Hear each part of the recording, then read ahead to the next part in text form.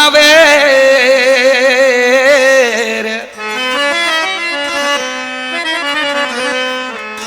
वो कौन कंदो सन खैर भुटो ही पहवर चे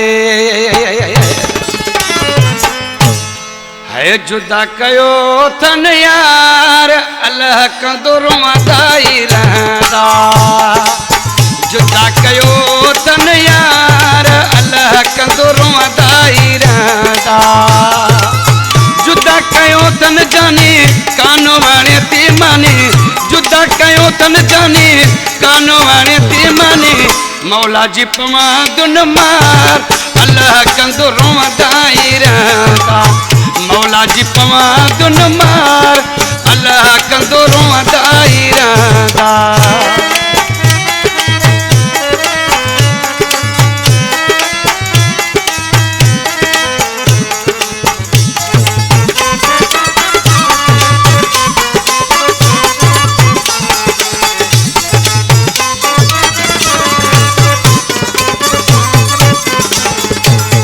अचण वञण पे बंद कयो थन वो बंद कयो थन अंदर असां जो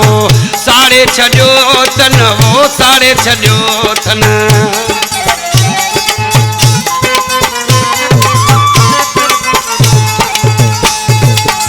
अचण वञण पे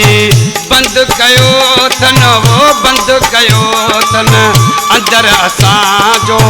साड़े छॾियो थन वो साड़े छॾियो थन वॾो विधो थन ॿार अल्लाह कंदो रुआदाई रहंदा वॾो विधो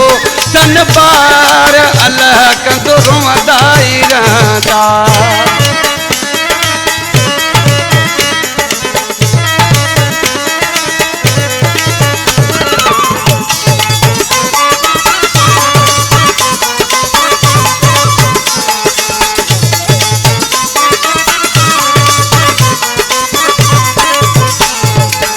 मुझो सजन लए साहुस के थो वो साहुस के थो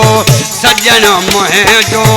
रत रोए तो वो रत रोए तो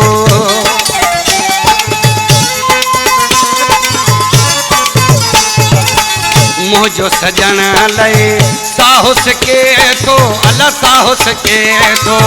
सजन मुझो रत रोए तो वो रत रोए तो बिछड़ी वियो मुझो प्यार अल्लाह कंदो रुआदाई रहंदा बिछड़ी वियो मुझो प्यार अल्लाह कंदो रुआदाई रहंदा हिन कलाम जो शायर भुटो पहवर जेको मुंहिंजो भाइरनि जो दोस्त आहे मौला आबाद कंदुसि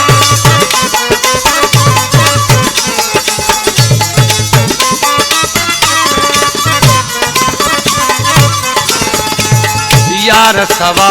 हिते जीअण ॾुखियो वा वो जीअण ॾुखियो वा भुटा पहवर उते वञण ॾुखियो वा वो वञण ॾुखियो वा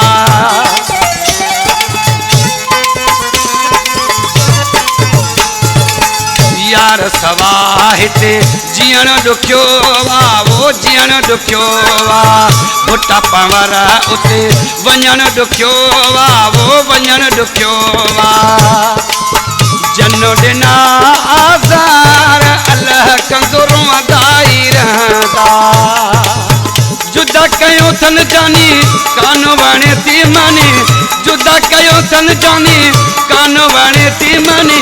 मौला जी पवा दुन मार अल्लाह कंदो रुआदाई रहंदा खुदा जी पवा दुन मार अल्लाह कंदो रुआदाई रहंदा